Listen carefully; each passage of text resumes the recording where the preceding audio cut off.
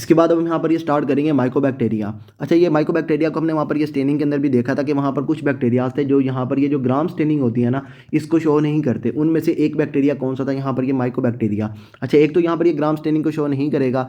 अच्छा, ये gram staining को शो नहीं भी करता, लेकिन फिर भी इसको हम ये वीकली ग्राम पॉजिटिव बैक्टीरिया कहते हैं। अच्छा, इसके बाद यहाँ पर ये ग्राम स्टेनिंग को शो क्यों नहीं करता? क्योंकि हमने उसके अंदर देखा था यहाँ पर ये जो बैक्टीरिया होता है इसकी सेल वाल जो होती है उसके अंदर माइकोलिक एसिड जो है इसका कंटेंट या फिर जो लिपिड कंटेंट है ये आपका ज़्यादा होता है, ग्राम स्टेनिंग को शो नहीं करता।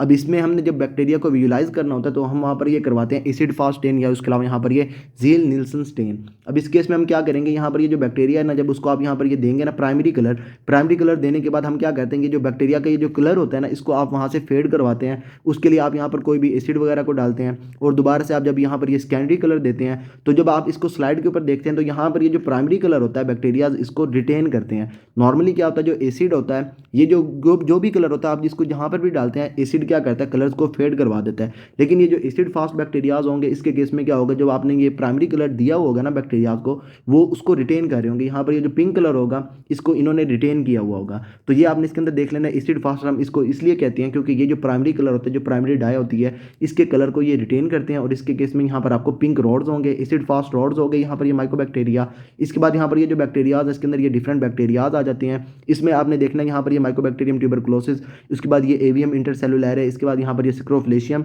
और उसके बाद यहाँ पर ये मेरीनियम। मेरीनियम में आपको ये नाम ही बता रहे हैं, यहाँ पर ये जो मेरीन एनिमल्स होंगे, यहाँ पर ये एक्वेरियम हैंडलर्स वगैरह जो पेशेंट्स होंगे उसके अंदर वहाँ पर क्या करवाएगा, यहाँ पर ये हैंड इन्फेक्शन करवाएगा। सिक्रोफ्लेशियम में आपने याद रखना है ये बच्चों के अंदर क्या करवाएगा, सर्वाइकल लिम्फेडेनाइटिस करवाएगा।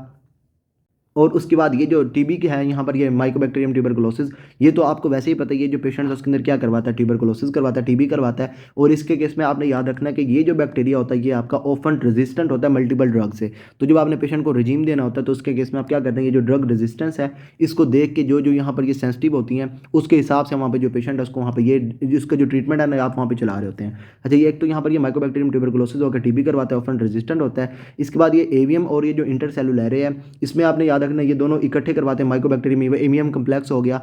इसमें आपने याद रखना है ये क्या करवाएंगे, ये डिसएमिनेटेड नॉन टीबी डिजीज करवाएंगे एड्स पेशेंट्स के अंदर।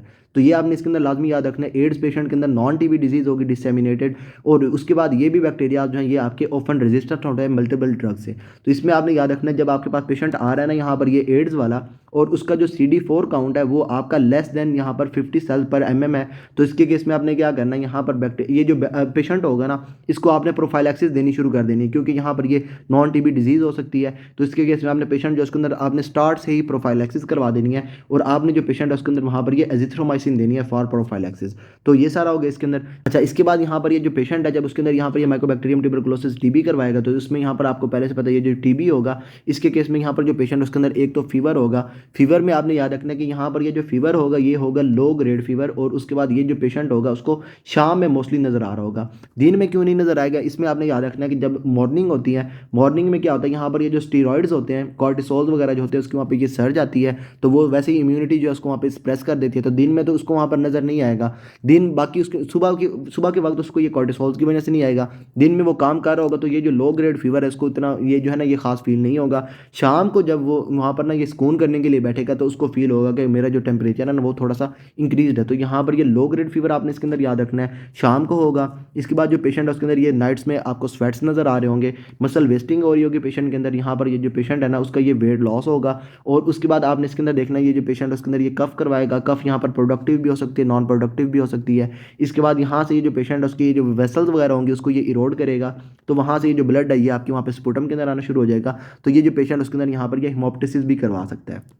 तो ये सारा हो गया यहाँ पर ये सिम्टम्स। इसके बाद आपने इसके अंदर देखना है कि ये जो माइकोबैक्टीरियाज हैं ये क्या करते हैं, यहाँ पर ये प्रोड्यूस करते हैं, ये एक तो ये कॉर्ड फैक्टर को प्रोड्यूस करते हैं और दूसरा यहाँ पर ये सल्फाटाइड्स को प्रोड्यूस करते हैं।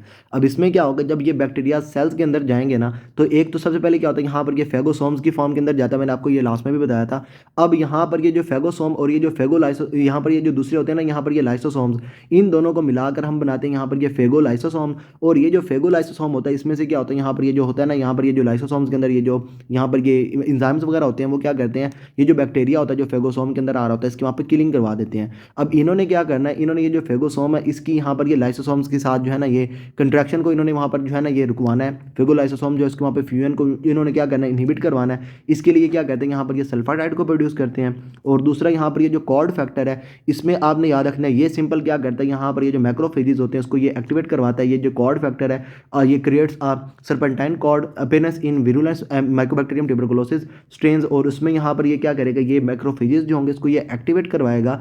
मैक्रोफेजेस जब एक्टिवेट होंगे तो वहाँ से बनेंगे एपिथेलियोइड सेल्स और वो क्या करवाएंगे, यहाँ पर ये जो ग्रैनुलोमा है उसके वहाँ पे फॉर्मेशन करवा रहे होंगे and induces release of TNF alpha. ये मैं आपको बाद में ना ये पूरा मैकेनिज्म बताता हूँ। अभी के लिए आपने सिंपल ये याद रख लेना कि यहाँ पर ये जो सल्फाटाइड्स है वो फेगोलाइसोसोम्स की फॉर्मेशन को रोक रहा होगा। और जो कॉर्ड फैक्टर है वो जो सर्पेंटाइन है ना, ये आपका जो सर्पेंटाइन कॉर्ड होगा वो क्या करेगा, जो मैक्रोफेजेस होंगे इसको एक्टिवेट करवा के वहाँ पर जो है ना यहाँ पर ये एपिथेलियोइड सेल्स वो बनाकर यहाँ पर ये ग्रैनुलोमा की फॉर्मेशन करवा रहा होगा। और बाकी यहाँ पर ये जो पेशेंट के सिम्टम्स हैं फीवर और उसके बाद यहाँ पर ये जो नाइट स्वेट्स वगैरह हैं ये आपने देखना है कि जो पेशेंट उसके अंदर अगर तो यहाँ पर ये मोर देन 2 वीक्स आपको बता रहे हैं। और उसके बाद ये जो वेट लॉस है ये आपने याद रखना है, सिग्निफिकेंट वेट लॉस जो है इसके केस में यहाँ पर ये more than 3 kg per month है। ये आपका इसके अंदर आपने देखना है जब पेशेंट आपके पास इस तरीके से आ रहा होगा तो वो जो पेशेंट होगा ये आपका होगा प्रिजम्पटिव TB वाला। तो उसमें आपने बाद में ये जो TB है ना इसको आपने इन्वेस्टिगेट करना है। तो यहाँ पर ये वेट लॉस आपने देखना है, उसके बाद यहाँ पर ये फीवर हो गया और उसके बाद जो पेशेंट है उसके अंदर ये जो कफ होगी प्रोडक्टिव या फिर उसके अलावा नॉन प्रोडक्टिव वो भी अगर आपके पास ये मोर देन 2 वीक्स की आ रही है तो उसमें आपने यहाँ पर ये जो पेशेंट है इसको आपने प्रिजम्पटिव TB वाला कहना है। अच्छा, इसके बाद ना यहाँ पर ये पेशेंट जो इसके अंदर यहाँ पर ये जब ये ट्यूबरकुलोसिस होगी तो उसमें क्या होना, यहाँ पर आपका जो पेशेंट है ना उसकी बॉडी के अंदर जाना है बैक्टीरिया। बैक्टीरिया आपका कहाँ से जाएगा, ये जाएगा एरोसोल से और एरोसोल से ये जाता हुआ जाएगा यहाँ पर लंग्स में। अच्छा, लंग्स में आपने इसके अंदर याद रखना है बहुत इंपॉर्टेंट है, जब भी ये बैक्टीरिया पहली दफ़ा जाएगा तो ये बिकॉज ऑफ ग्रेविटी ये जो लोअर लोब्स होंगी मिडल या फिर जो लोअर लोब है वहाँ पर जा रहा होगा और जहाँ पर जाकर बैक्टीरिया रिजाइड करेगा वो एरिया क्या होगा, गॉन फोकस, और ये आपका मिडल या फिर लोअर लोब्स में होगा। अच्छा, इसमें क्या होगा, यहाँ पर जहाँ पर ये बैक्टीरिया जाएगा वहाँ से जो मैक्रोफेजेस होंगे वो क्या करेंगे, बैक्टीरिया को इंगल्फ करके इसको किल करने की ट्राई करेंगे, लेकिन जो मैक्रोफेजेस होंगे उनसे जो बैक्टीरिया वो किल नहीं होगा।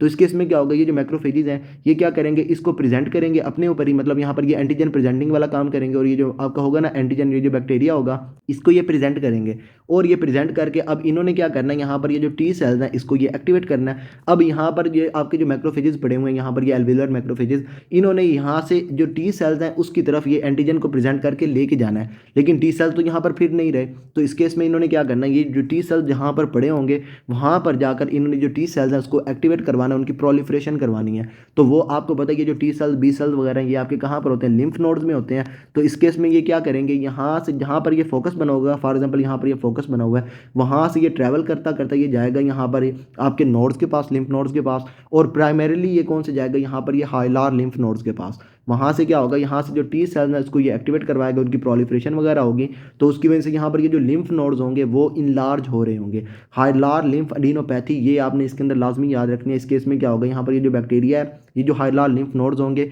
इनके अंदर जाकर जो T सेल्स है इसको एक्टिवेट और प्रोलिफरेट करवा रहा होगा। अच्छा, इसके बाद यहाँ पर ये हाइलार लिम्फ एडिनोपैथी और उसके बाद यहाँ पर ये जो प्राइमरी फोकस बना हुआ है यहाँ पर ये गॉन फोकस, इन दोनों को कलेक्टिवली हम कहते हैं यहाँ पर ये गॉन कम्प्लेक्स। अच्छा, इसके बाद यहाँ पर ये जो T सेल्स हैं वो आपके एक्टिवेट होंगे, मैकेनिज्म मैं इसका सारा आपको बाद में बताता हूँ। उसके बाद क्या होगा, यहाँ पर ये जो बैक्टीरियाज हैं वो आपके फर्दर क्या करेंगे, यहाँ पर ये मैक्रोफेजेस जो होंगे वो क्या करेंगे, फर्दर मैक्रोफेजेस को वहाँ पर बुला के वहाँ से क्या करेंगे, ये मैक्रोफेजेस आपके एक्टिवेट होंगे। फॉर एग्जाम्पल एक ये आपका एपिथेलियोइड सेल्स बनेंगे और उसके बाद यहाँ पर फर्दर मैक्रोफेजेस आ रहे होंगे, फर्दर यहाँ पर एपिथेलियोइड सेल्स बन रहे होंगे और वो क्या करेंगे, यहाँ से ना एक मतलब इस तरीके से ना ये आपका एक ग्रैनुलोमा बना देंगे जिसके दरमियान में यहाँ पर ये जो बैक्टीरियाज वगैरह होंगे इन्होंने इसको दरमियान में इसको कंटेन किया होगा। मतलब ये क्या करेंगे, एक ना ये बैक्टीरिया के अराउंड एक मतलब ना ये दीवार सी बना देंगे, मैक्रोफेजेस वगैरह मिलके एपिथेलियोइड सेल्स। मैकेनिज्म मैं आपको सारा बाद में बताता हूँ। अच्छा, इसके बाद यहाँ पर क्या, यहाँ पर जब आपका जो पेशेंट है उसकी बॉडी के अंदर ये गॉन कम्प्लेक्स बना है, यहाँ तक जो पेशेंट है उसकी बॉडी के अंदर क्या है, यहाँ पर ये प्राइमरी TB है, प्राइमरी ट्यूबरकुलोसिस है। और इसमें आपने याद रखना है ये सिंपल क्या, ये आपकी फर्स्ट टाइम इन्फेक्शन है। इसके बाद यहाँ पर जो पेशेंट्स होते हैं 90% जो पेशेंट होते हैं उसके अंदर वहाँ पर ये हीलिंग हो जाती है, आपका स्पॉन्टेनियसली रिजॉल्व कर जाता है, हीलिंग बाय फाइब्रोसिस। और उसके बाद यहाँ पर क्या होगा, ये जो गॉन होगा ना यहाँ पर ये गॉन फोकस वाला एरिया, वहाँ पर क्या होगा, यहाँ पर ये फाइब्रोसिस होगी तो उसकी वजह से यहाँ पर आपको छोटे छोटे से ना मतलब एक छोटा सा आपको वहाँ पर ये कैल्सिफिक नोड्यूल वगैरह आपको वहाँ पर नजर आ रहा होगा। तो यहाँ पर ये हीलिंग बाय फाइब्रोसिस कैल्सिफिकेशन आपको नजर आएगी जहाँ पर ये गॉन फोकस होगा। अब यहाँ पर क्या हुआ, यहाँ पर ये जो बैक्टीरिया ये आपकी बॉडी के अंदर चला गया, वहाँ से जो टी सेल्स हैं उन्होंने वहाँ पे जो बी सेल्स हैं उसको एक्टिवेट करवा के वहाँ पे एंटीबॉडीज वगैरह भी प्रोड्यूस कर दी हैं। तो इस केस में जब आप ये जो पेशेंट है उसके अंदर ये ट्यूबरकुलिन टेस्ट करवाते हैं ना, ये प्रोटीन डेरिवेटिव ये आप जो पेशेंट के अंदर करवाते हैं ना, तो इस केस में ये आपके यहाँ पर पॉजिटिव होगा। तो ये आपने इसके अंदर देख लेना है। इसके बाद यहाँ पर क्या होगा, 90% जो पेशेंट है वो आपके स्पॉन्टेनियसली रिजॉल्व कर जाएंगे। और उसके बाद यहाँ पर ये जो पेशेंट्स होंगे 90% वाले पेशेंट्स, इसके अंदर जब आप बाद में जाकर जब जो पेशेंट है वो आपका इम्यूनो कम्प्रोमाइज्ड होगा, तो उस केस में क्या होगा, जो पेशेंट है उसके अंदर वहाँ पर ये रीएक्टिवेशन आपको नजर आएगी। और उसके बाद जब ये रीएक्टिवेशन होगी, प्राइमरी जो इन्फेक्शन है वो क्या करवाएगी पेशेंट के अंदर, करवाएगी प्राइमरी ट्यूबरकुलोसिस। और जो रीएक्टिवेशन होगी वो क्या करवाएगी पेशेंट के अंदर, करवाएगी सेकेंडरी ट्यूबरकुलोसिस। और इस केस में क्या होगा, जो पेशेंट है वो आपका इम्यूनो कम्प्रोमाइज वगैरह होगा, तो उसमें यहाँ पर ये रीएक्टिवेशन होकर सेकेंडरी ट्यूबरकुलोसिस हो रही होगी। और इस केस में क्या होगा, यहाँ पर जो पेशेंट है उसके अंदर यहाँ पर अच्छा पीछे क्या हो रहा था, यहाँ पर जब पेशेंट के अंदर हुई थी ना यहाँ पर ये प्राइमरी ट्यूबरकुलोसिस, तो वो मिडल या फिर जो लोअर लोब्स है उसको उसने इन्वॉल्व किया हुआ था। सेकेंडरी ट्यूबरकुलोसिस क्या करेगी, ये जाएगी और जो अपर लोब्स होंगी उसके अंदर रीएक्टिवेशन हो रही होगी। ये मैंने आपको ये लास्ट में भी बता रखा है कि जो अपर लोब्स होती हैं वहाँ पर ये वेंटिलेशन ओवर परफ्यूजन जो है ये आपकी ज़्यादा होती है, यहाँ पर वेंटिलेशन ज़्यादा होती है, परफ्यूजन कम होती है। तो इस केस में यहाँ पर ये जो बैक्टीरियाज होते हैं, जो आपकी यहाँ पर ये माइकोबैक्टीरियम ट्यूबरकुलोसिस है, तो इसको यहाँ पर ये एरोबिक बैक्टीरिया होता है, इसको ये यहाँ पर ना ये ऑक्सीजन इन्वायरमेंट मिल जाता है, तो वहाँ पर ये क्या करता है, यहाँ पर ये ग्रो कर रहा होता है। तो ये आपने इसके अंदर याद रखना है, जो रीएक्टिवेशन है ये आपको अपर लोब्स जो होंगी वहाँ पर आपको नजर आ रही होगी। और उसके बाद यहाँ पर ये फाइब्रोकेशियस जो आपकी कैविटरी लियंस वगैरह होती हैं, वो भी आपको जो अपर लोब्स होती हैं उसके अंदर ये रीएक्टिवेशन वगैरह की वजह से आपको नजर आ रही होती हैं। जो लोअर लोब्स में जाएगा वो तो एक छोटा सा यहाँ पर एक इस तरीके से ना यहाँ पर ये कैल्सिफिकेशन बन के वहाँ पर वैसे ही खत्म हो जाएगा, लेकिन जो अपर लोब्स पे बनेंगी वो आपका वहाँ पर एक पूरे की पूरी ना ये कैविटेटरी लियंस जो है ये आपकी बना रही होगी। अच्छा, इसके बाद यहाँ पर ये सेकेंडरी ट्यूबरकुलोसिस है, जिसके बाद जो पेशेंट है उसके अंदर वहाँ पर ये लोकलाइज डिस्ट्रक्टिव डिजीज हो सकती है। तो उसमें क्या होगा, यहाँ पर ये डिस्ट्रक्शन हो रही होगी यहाँ पर ये पेरेन्काइमा वगैरह की, मैं आपको बाद में ये कॉम्प्लिकेशन के अंदर बता देता हूँ। बाकी यहाँ पर क्या होगा, यहाँ पर ये कैविटीज़ बनेगी, कैजिएशन आपको नजर आएगी, स्कार्स वगैरह नजर आएंगे। और उसके बाद यहाँ पर जो किडनीज है उसके केस में आपको वहाँ पर ये कैजिएशन वगैरह जो है ना ये आपको नजर आ रही होगी। अच्छा, ये तो था यहाँ पर मोर देन 90% ऑफ जो पेशेंट्स हैं उसके अंदर यहाँ पर ये रीएक्टिवेशन हो रही है। अब ये जो प्राइमरी ट्यूबरकुलोसिस है, लेस देन 10% जो पेशेंट्स होंगे जो आपके इम्यूनो कम्प्रोमाइज पेशेंट्स होंगे, फॉर एग्जाम्पल पेशेंट आपका ये स्टेरॉइड्स वगैरह को यूज़ कर रहा है, डायबिटीज़ मेलाइटिस वाला पेशेंट है, मिलिग्नेंसी है पेशेंट के अंदर, या फिर कोई और इस तरीके की पेशेंट के अंदर कोई भी प्रॉब्लम है, तो इस केस में क्या होगा, यहाँ पर ये जो डिजीज़ है ये आपकी प्रोग्रेस कर जाएगी, प्रोग्रेसिव प्राइमरी ट्यूबरकुलोसिस आपको नजर आएगी। इम्यूनो कम्प्रोमाइज पेशेंट्स होंगे, यहाँ पर ये एड्स वाला हो गया, उसके अलावा यहाँ पर ये मेल न्यूट्रिशन वाला पेशेंट हो गया। इस केस में क्या होगा, यहाँ पर ये जो पेशेंट है उसके ये जो लंग्स होंगे ये आपके ज़्यादा इसके अंदर वहाँ पर ये डिजीज़ हो रही होगी, प्रोग्रेसिव लंग डिजीज़ होगी। या फिर जो पेशेंट है उसके अंदर वहाँ से ये जो बैक्टीरिया होगा ये यहाँ से आपका जाता जाता यहाँ पर ये जो आपकी ब्लड वेसल्स वगैरह आपके जो पेरेन्काइमा वगैरह है इसको ये इरोड करके यहाँ पर ये जो ब्लड वेसल्स होंगी उसके अंदर आ जाएगा। और वहाँ से जो पेशेंट है ये जो बैक्टीरिया होगी आपके ब्लड वेसल्स के अंदर आएगा, तो यहाँ पर ये बैक्टीरिया करवा रहा होगा। सेकेंडरी ट्यूबरकुलोसिस जो है ये भी क्या करवाएगी, जब आपको वहाँ पर ये ब्लड वेसल्स को इरोड करेगी तो वहाँ से भी ये आपकी जो ब्लड वेसल्स हैं उसके अंदर आ रहा होगा यहाँ पर ये बैक्टीरिया, तो ये बैक्टीरिया हो गया। तो इसमें क्या होगा, यहाँ पर ये जो आपका बैक्टीरिया है जब वो ब्लड के अंदर आ जाता है इसको हम कहते हैं यहाँ पर ये मिलियरी ट्यूबरकुलोसिस।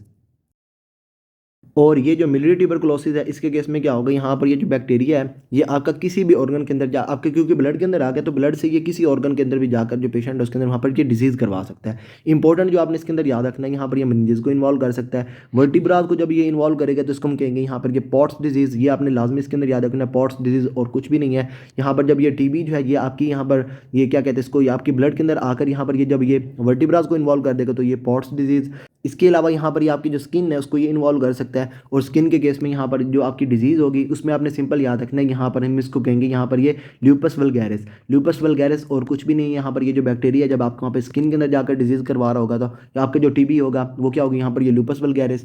इसके अलावा जब ये आपके शोल्डर जॉइंट्स वगैरह को इन्वॉल्व करेगा तो उसको हम कहेंगे ये कैरीज सिक्का। या उसके अलावा यहाँ पर ये जो फिंगर्स वगैरह है उसके अंदर जाकर ये जो पेशेंट है उसके अंदर ये टीबी डेक्टिलाइटिस करवाएगा तो उसको हम कहेंगे यहाँ पर ये स्पाइना वेंटोसा। तो ये आपने कुछ इसके अंदर याद रख लेना है। बाकी इसके अलावा यहाँ पर ये एड्रीनल ग्लैंड्स को इन्वॉल्व कर सकता है, जॉइंट्स को इन्वॉल्व कर सकता है, लीवर को इन्वॉल्व कर सकता है, यहाँ पर ये लंग्स को तो वैसे ही इसने इन्वॉल्व किया हुआ है, लिम्फ नोड्स के अंदर वहाँ पर इन्लार्जमेंट वगैरह करवा सकता है। तो ये आपकी सारी क्या होगी, यहाँ पर ये मिलियरी ट्यूबरकुलोसिस। मिलियरी ट्यूबरकुलोसिस के केस में सिंपल क्या होगा, यहाँ पर ये जो बैक्टीरिया होगा ये आपकी ब्लड सर्कुलेशन में आकर किसी भी ऑर्गन को जाकर इन्वॉल्व कर सकता है। अच्छा, इसके बाद यहाँ पर जो पेशेंट है जब उसके अंदर आप ये पीपीडी की बात करेंगे, ट्यूबरकुलोसिस जो आप वहाँ पर ये प्रोटीन डेरिवेटिव आप वहाँ पर पेशेंट के अंदर देख रहे होते हैं, तो इसके केस में आप जो पेशेंट जब उसके अंदर वहाँ पर ये करंट इन्फेक्शन होगी या फिर पास्ट एक्सपोजर होगा, एंटीबॉडीज वगैरह बनी बनी हुई होंगी तो पास्ट एक्सपोजर या फिर उसके अलावा ये करंट इन्फेक्शन होगी, उस केस में ये जो पीपीडी है ये आपको वहाँ पर ये पॉजिटिव होगा। और उसके बाद अगर जो पेशेंट उसके अंदर ये कोई भी यहाँ पर ना ये इन्फेक्शन वगैरह नहीं है, उस केस में यहाँ पर ये जो पीपीडी है ये आपका नेगेटिव होगा। PPD negative if no infection and in immunocompromised patients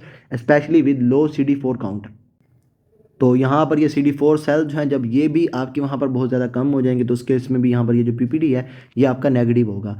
अच्छा, इसके बाद यहाँ पर ये इंटरफेरोन गैमा ऐसे में आपने याद रखना है कि ये आपका जो पेशेंट है जब उसके अंदर आप ये BCG वैक्सीनेशन वगैरह करते हैं ना, तो उसकी वजह से यहाँ पर ये जो IgR है इसके अंदर आपको ये फॉल्स पॉजिटिव रिजल्ट्स वगैरह जो है ना ये आपको नजर आ रहे हैं। तो ये आपने सिंपल इसके अंदर याद रख लेना है। बाकी जो पेशेंट है उसके अंदर क्या होगा, यहाँ पर ये कैजेटिंग ग्रैनुलोमा बनेगा और उसमें यहाँ पर ये जो या फॉर एग्जाम्पल यहाँ पर ये ग्रैनुलोमा बना, इसके दरमियान में आपको वहाँ पर ये नेक्रोसिस नजर आ रही होगी।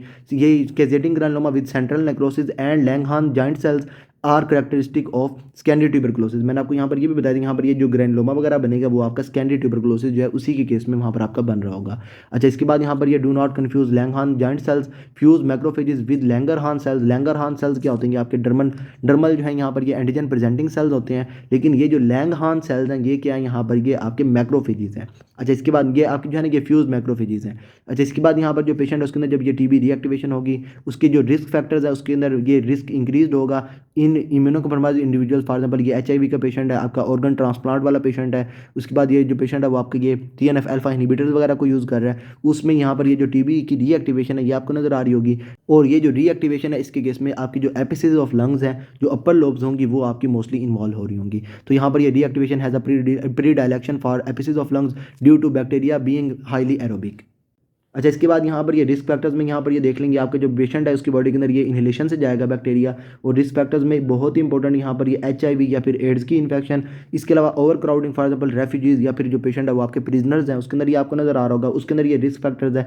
इसके बाद यहाँ पर ये mail nutrition, alcohol abuse, chronic renal failure, organ transplant, immunosuppression states, इसमें आपने ये जो है ना यहाँ पर ये डायबिटीज़ मेलाइटस ये आपने लाजमी याद रखनी है। लिग्नेंसीज होंगी, प्रेगनेंसी होगी, या उसके अलावा यहाँ पर ये long term use of steroids. इसके बाद जो पेशेंट है वो आपको वहाँ पर ये बायोमास फ्यूल्स वगैरह जिसको उसके साथ इसका एक्सपोजर है, या फिर आपका जो पेशेंट है वो ये स्मोकिंग वगैरह कर रहा है, या फिर जो पेशेंट है उसके अंदर वहाँ पर ये सिलिकोसिस है, तो इन सारी केसेस में जो पेशेंट है उसके अंदर वहाँ पर जो रिस्क होगा वो आपका इंक्रीज होगा। ये आपने इसके अंदर लाजमी याद रखना है। डायबिटीज़ मेलाइटस के अंदर जब भी आपका जो पेशेंट है आपका डायबिटीज़ मेलाइटस वाला आ रहा है उसके अंदर आपको ये प्रोडक्टिव कफ वगैरह नजर आ रही है, या उसके अलावा यहाँ पर जो पेशेंट उसके अंदर ये लो ग्रेड फीवर वगैरह आपको नजर आ रहा है, तो वो आपने उसके अंदर यहाँ पर जो ट्यूबरकुलोसिस है इसको आपने लाजमी रूल आउट करना है। तो ये आपने इसके अंदर याद रखना है कि यहाँ पर जो यहाँ पर है नहीं है, यहाँ पर ये डायबिटीज़ मेलाइटस ये पेशेंट के अंदर वहाँ पर रिस्क को इंक्रीज करवा रही होती है। और बाकी यहाँ पर अगर मैकेनिज्म की बात करेंगे तो इस केस में सिंपल क्या होगा, यहाँ पर एनहेलेशन होगी इन्फेक्टेड एरोसोल की, और उसके बाद हमने वहाँ पर देखा था ये क्या करेंगे, यहाँ पर ये जो फेगोलाइसोसोम्स हैं उसकी फॉर्मेशन को इनहिबिट करवा रहे होंगे। अब यहाँ पर क्या होगा, अपटेक होगी मैक्रोफेजेस से,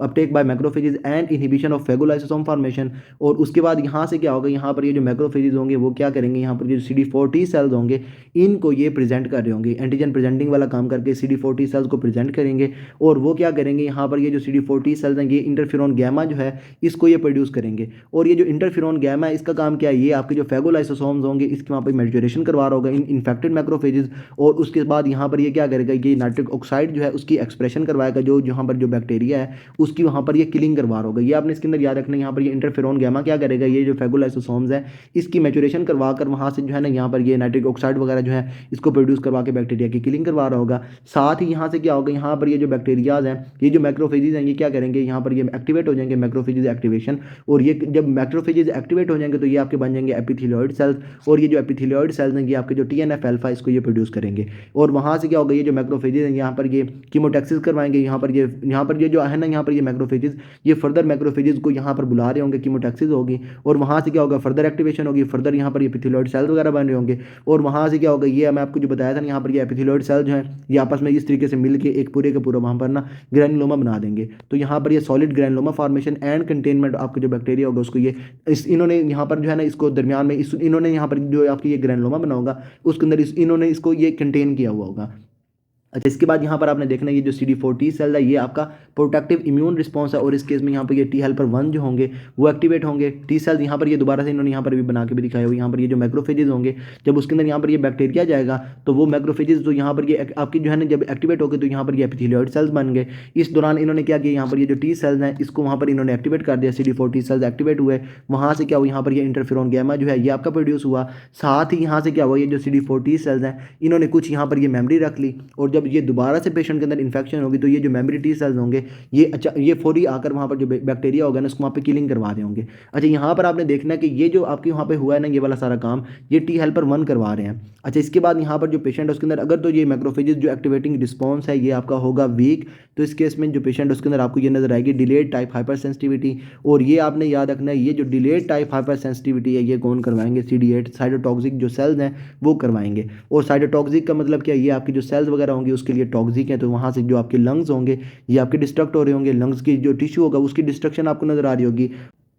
और इस केस में आपको यहाँ पर ये सेंटर ऑफ लिगेंड पे आपको केसेस मटेरियल मिलेगा जो आपका लिक्विफाई कर जाएगा। और उसके बाद यहाँ पर ये invasion and destruction of bronchial वाल, वहाँ से क्या होगा यहाँ पर ये जो कैविटीज़ वगैरह होंगी ये आपके वहाँ पर फॉर्म हो रही होंगी। तो यहाँ पर आपने देखना है जब तक तो यहाँ पर ये CD4 टी सेल्स एक्टिवेटेड थे तो उन्होंने यहाँ पर आपके जो लंग्स हैं उसको उन्होंने वहाँ पर प्रोटेक्ट किया हुआ था, तो यहाँ पर ये प्रोटेक्टिव इम्यून रिस्पॉन्स। और जब ये CD8 टी सेल्स एक्टिवेट हो जाएंगे तो वहाँ से जो लंग्स की पेरेन्काइमा होगी वो आपकी डैमेज हो रही होगी, तो वहाँ पर आपको ये डिस्ट्रक्शन वगैरह जो है ये आपको नज़र आ रही होगी। बाकी यहाँ पर जब आपके जो पेशेंट उसकी बॉडी के अंदर यहाँ से बैक्टीरिया आएगा तो ग्रेविटी की वजह से इनके आपको वहाँ पर नीचे जा रहा होगा, जहाँ पर जाएगा वो क्या होगा, यहाँ पर ये प्राइमरी फोकस या फिर ये गॉन फोकस होगा। और वहाँ से ही आपकी जो लिम्फ नोड्स होंगे उसकी तरफ आपकी जो टी सेल्स होंगे उसके वहाँ पर ये आपके जो टी सेल्स होंगे वो आपके एक्टिवेट हो रहे होंगे, तो वहाँ से आपको जो है ना यहाँ पर आपको ये नजर आएगी हाइलार लिम्फेडिनोपैथी। आपके जो हाइलार लिम्फ नोड्स होंगे वो आपके इलाज हो रहे होंगे, तो यहाँ पर आपको ये गॉन फोकस प्लस लिम्फेडिनोपैथी जो है आपका क्या होता है यहाँ पर ये गॉन कम्प्लेक्स। और उसके बाद यहाँ पर ये जो इनलार्ज लिम्फ नोड्स होंगे वो क्या करेंगे, यहाँ पर ये जो नीचे है ना आपके जो ब्रोंकाइल वगैरह हैं उसको ये कंप्रेस करेंगे, तो उसकी वजह से यहाँ पर आपको ये राइट मिडल लोब जो है उसके अंदर आपको कोलैप्स या फिर ब्रोंकिएक्टिसिस वगैरह आपको नजर आ सकती है। ये आपने याद रखना है, राइट मिडल लोब कोलैप्स। और उसके बाद जो ब्रोंकिएक्टिसिस है इसको हम कहते हैं यहाँ पर ये ब्रॉक सिंड्रोम। और उसके बाद जो पेशेंट है उसके अंदर आपको ये प्लूरल इफ्यूजन वगैरह जो है ये भी आपको नजर आ सकती है। और बाकी अगर इसका सिंपल ट्रीटमेंट आपको बताऊं तो इसमें आपने सिंपल क्या करना है, जो पेशेंट है उसके अंदर आपने ये HRZE जो है या फिर हर्स जो है इसको आपने वहाँ पे पेशेंट के अंदर यूज़ करना है। ये आपकी first line anti tubercular drugs हैं जिसके अंदर यहाँ पर ये आइसोनियाज़ाइड आ जाती है, इसके बाद यहाँ पर ये रिफेम्पिसिन आ जाती है, पायराजिनामाइड आ जाती है, और उसके बाद यहाँ पर ये इथैम्ब्यूटॉल आ जाती है। तो ये आपने सिंपल इसके अंदर ये HRZE याद रख लेना है। बाकी भी इसके अंदर ड्रग्स हैं यहाँ पर, क्योंकि ये आपका जो बैक्टीरिया होता है ये आपका मल्टीपल ड्रग रेजिस्टेंट होता है, तो हमने क्या करना होता है जो आपकी जो ड्रग्स हैं उसकी रेजिस्टेंस को देख के आगे इसका पूरे का पूरा जो है ना ये प्रोटोकॉल है वो हमारे लिए इंपॉर्टेंट नहीं है। आपने सिंपल ये याद रखना है, आप ये जो फर्स्ट लाइन ड्रग्स होंगी एंटी ट्यूबरकुलर ड्रग्स या फिर ये ATTs अगर आपको कोई कह दे तो वो आपकी कौन सी यहाँ पर ये हर्ज आ जाती हैं इसके अंदर। इसके बाद अब यहाँ पर ये स्टार्ट करेंगे लेप्रोसी को, और इसमें दोबारा से आपका माइकोबैक्टीरियम कौन सा, यहाँ पर ये माइकोबैक्टीरियम लेप्री। इसमें आपने इसके अंदर याद रखना है also called as Hansen's disease mycobacterium leprae करवाता है। माइकोबैक्टीरिया है तो ये आपका एसिड फास्ट बैसिलस है, और इसमें आपने याद रखना है ये आपका कूल टेम्परेचर जो है उसको ये लाइक करता है। और इसमें यहाँ पर क्या होगा, जब ये पेशेंट को यहाँ पर ना ये इन्फेक्ट करेगा माइकोबैक्टीरियम लेप्री, तो ये जो पेशेंट उसके अंदर वहाँ पर ये लेप्रोसी करवाएगा, और इस केस में यहाँ पर ये स्किन और जो सुपरफिशियल नर्व्स हैं ये आपके इन्फेक्ट हो रही होंगी, और वहाँ पर आपको ये लॉस ऑफ सेंसेशन जो है ये आपको नजर आ रही होगी, स्किन और सुपरफिशियल नर्व्स डैमेज होंगी। तो यहाँ पर आपने याद रखना, क्लासिकली आपको बताते हैं glove and stocking appearance, glove and stocking loss of sensation आपको कहाँ पर नजर आएगा, ये लेप्रोसी के अंदर नजर आएगा। और उसके बाद ये जो बैक्टीरिया इसको आप ये जो होती है ना ट्यूब्स वगैरह उसके अंदर आप इसको ग्रो नहीं कर सकते, can not be grown in vitro. बाकी आप क्योंकि इसको ये ग्रो नहीं कर सकते, उसके बाद ये आपकी स्किन वगैरह को इन्वॉल्व कर रहा है, तो इसमें आपने जब इसको डायग्नोज करना है तो इसके इसमें आप जो पेशेंट है उसके अंदर ये स्किन बायोप्सी या उसके अलावा ये टिश्यू PCR वगैरह करवाएंगे, और उससे आपका ये जो बैक्टीरिया होगा ये आपकी जो लेप्रोसी होगी आपको वहाँ पर डायग्नोज हो रही होगी। इसमें आपने याद रखना यूनाइटेड स्टेट्स के अंदर ये जो लेप्री है इसका ये रिजर्वायर कौन सा, यहाँ पर ये आर्माडिलोस। इसके बाद यहाँ पर ये जो लेप्रोसी है इसकी हैं 2 फॉर्म्स, एक है यहाँ पर ये लेप्रोमेटस और दूसरी है यहाँ पर ये ट्यूबरकुलॉइड। अच्छा, ये जो लेप्रोमेटस है इसमें आपने देखना है जो पेशेंट है उसके अंदर आपको ये लाइन लाइक फेस जो है ये आपको नजर आ रहा होगा, जैसे ये लाइन का फेस होता है ना, ये आपको जैसे ये उभार से नजर आ रहे हैं इस तरीके से जो पेशेंट उसको वहाँ पे फेस हुआ होगा। इस केस में क्या होगा, जो पेशेंट है ये आपको प्रेजेंट करेगा with डिफ्यूजली over skin with line faces and is communicable. ये आपने इसके अंदर याद रखना है, जो लेप्रोमेटस होगी ये जो पेशेंट है उसके अंदर वहाँ पर बैक्टीरियाज का लोड बहुत ज़्यादा होता है, और ये जो पेशेंट है उसके अंदर वहाँ पर ये डिजीज़ जो है ना ये आपकी जा सकती है दूसरों की तरफ, तो ये आपकी कम्युनिकेबल होगी। और जो दूसरी होती है यहाँ पर ये ट्यूबरकुलॉइड वो आपकी जो है ना ये पेशेंट के अंदर वहाँ पर ये आगे नहीं जा रही होती, तो ये आपकी कम्युनिकेबल है। और यहाँ पर ये आपके हाई बैक्टीरियल लोड हो गया। इसके बाद ये characterise by low cell mediated immunity with a largely T helper 2 response. Lepromatous में आपने याद रखना T हेल्पर 2 रिस्पॉन्स आपको मिलेगा, और ये जो लेप्रोमेटस फॉर्म है ये आपकी लिथल होती है। अच्छा, इसके बाद जो होगी ना यहाँ पर ये आपकी ट्यूबरकुलॉइड, इसमें आपने याद रखना लेप्रोमेटस में कौन सी थी, यहाँ पर ये T हेल्पर 2 रिस्पॉन्स। जो ट्यूबरकुलॉइड है इसके केस में आपको ये T हेल्पर 1 रिस्पॉन्स मिलेगा। यहाँ पर ये क्या होगा, ये आपकी लिमिटेड होगी, limited to few hypoesthesias hairless skin plaques characterized by high cell mediated immunity with largely T helper 1 response and low bacterial load. यहाँ पर बैक्टीरियल लोड कम होगा, यहाँ पर बैक्टीरियल लोड ज़्यादा होगा। यहाँ पर आपको जो है ये लेप्रोमेटस में आपको ये टी हेल्पर 2 रिस्पॉन्स मिलेगा, ट्यूबरकुलोइड में आपको यहाँ पर ये टी हेल्पर 1 रिस्पॉन्स जो है ये आपको लार्जली मिल रहा होगा। जिसके बाद जब आपने वहाँ पर ये लेप्रोसी को ट्रीट करना है तो इसमें सिंपल आपने क्या करना है, जो पेशेंट है उसके अंदर आपने ये डेप्सोन देनी है, dapsone and rifampicin for tuberculoid form. और उसके बाद जब आपका जो पेशेंट है उसके अंदर ये होगी लेप्रोमेटस जो आपकी लीथल है, इस केस में आप क्या करेंगे, इन दोनों के साथ आप यहाँ पर ये जो क्लोफाजीमीन है इसको आप ऐड कर देंगे। तो ऐसा करते हैं इस वीडियो को स्टॉप करते हैं। फर्दर आपको इसके अंदर कोई भी प्रॉब्लम हो then you can ask me and till then अल्लाह हाफिज़।